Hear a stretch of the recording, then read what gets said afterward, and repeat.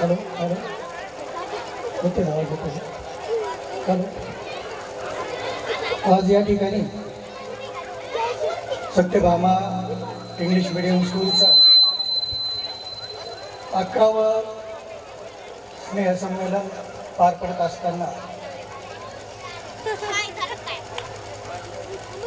11 वर्षामध्ये जे काही बदल घडत गेले, जे काही स्थित्यंतर घडले, 11 वर्षापूर्वी या ठिकाणी आल्यानंतर या ठिकाणी जी काही परिस्थिती होती त्यावेळी जे काही आम्हाला जाणवलं, ज्या कारणासाठी आम्हाला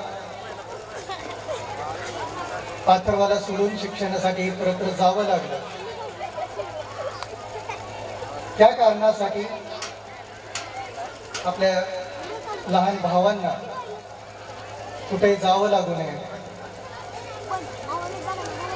केवळ या एका उद्देशानं सत्यभामा इंग्लिश मीडियम स्कूलची स्थापना करण्यात आली. आणि आज आपण 11 वर्ष झाल्यानंतर आज हे स्वरूप आपल्या समोर आलेलं आहे. आणि या सर्व प्रवासामध्ये स्टेजवर बसलेल्या सर्वच मान्यवरांनी, समोर बसलेल्या आमच्या छोट्या विद्यार्थ्यांचे माता पिता, या पंचक्रोशीतील सर्व मान्यवर,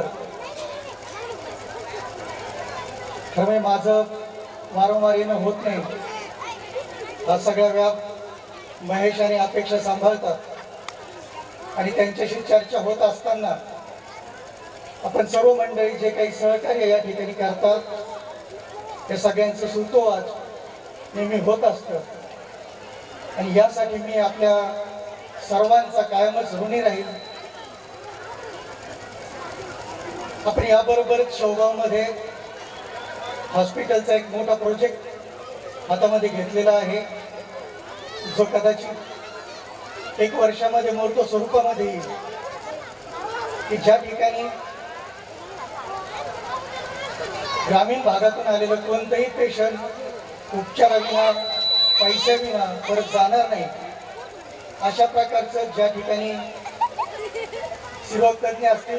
आत्ताच आपण डॉक्टर जरांगे सरांचा सत्कार केला.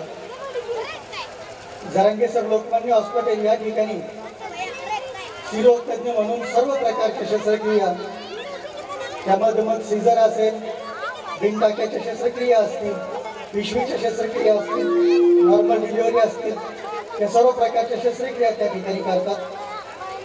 त्याचबरोबर लोकमान्यच्या टीममध्ये अजून काही ऑर्थोपेडिक सामील होत आहेत, फिजिशियन सामील होत आहेत, लहान मुलांचे डॉक्टर सामील होत आहेत. आणि ज्या ठिकाणी हृदयांच्या शस्त्रक्रियाबरोबरच हाडांच्या शस्त्रक्रिया आणि सर्व प्रकारच्या शस्त्रक्रिया आणि सर्व प्रकारच्या सिरियस पेशंटवर उपचार करता येतील. आणि ते सुद्धा सर्व सरकारी योजना राबवून मोफत कशा करता येतील,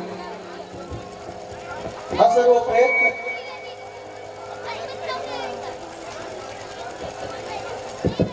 आपण त्या ठिकाणी करणार आहोत. आणि ज्यावेळेस आपण इथं 12वं स्नेहसंमेलन साजरं करू त्यावेळेस ही सगळी टीम या ठिकाणी येईल. आपण एक मोठं आरोग्य शिबिर या सगळ्या पंचक्रोशीसाठी इथं आयोजित करू. आणि जे काही आपण सामाजिक क्षेत्र, वैद्यक क्षेत्रामध्ये काम करतोय, या कामाचा फायदा माझ्या मायभूमीला कसा होईल हा विचार या ठिकाणी सतत मनामध्ये असतो. मी पुन्हा एकदा सर्व माझ्या छोट्या विद्यार्थ्यांचं, त्यांच्या पालकांचं, या सर्व वाटचालीमध्ये ज्यांचं योगदान आहे, या सर्व स्टेजवर मागं बसलेली मंडळी, डाव्या साईडला बसलेली मंडळी, उजव्या साईडला बसलेली मंडळी, सर्वच लहान थोर आमचे सर्व मार्गदर्शक, या सर्वांचं या ठिकाणी मी पुन्हा एकदा स्वागत करतो आणि धन्यवाद देतो. धन्यवाद डॉक्टर साहेब. या ठिकाणी आपल्या मनोगताव्यामध्ये संस्थेची उभारणी आणि त्याचबरोबर शैक्षणिक, वैद्यकीय आणि सामाजिक क्षेत्रामध्ये आपण जी वाटचाल करत आहोत ती खरोखर नावलौकिक आहे.